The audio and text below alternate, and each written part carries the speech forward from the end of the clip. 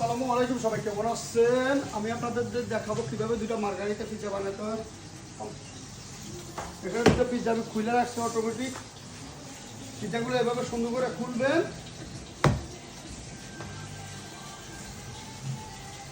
খোলার পরে pizza sauce দিবেন। এগুলো হচ্ছে টমেটো সস। সুন্দর করে মাঝখানে দিয়া ঘুরাবেন, হয়ে যাবে। মাঝখানে দিবেন, ঘুরাবেন, হয়ে যাবে। তারপরে চিজ দিবেন, চিজ। এগুলো হচ্ছে চিজ। চিজ মাঝখানে দিয়া আবার এইভাবে সাইড দিক দিয়া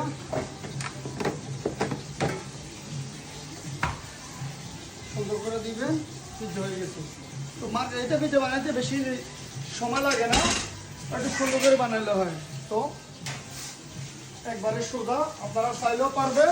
আর অবশ্যই পেজটা ফলো করে দিবেন, লাইক শেয়ার কমেন্ট করে দিবেন।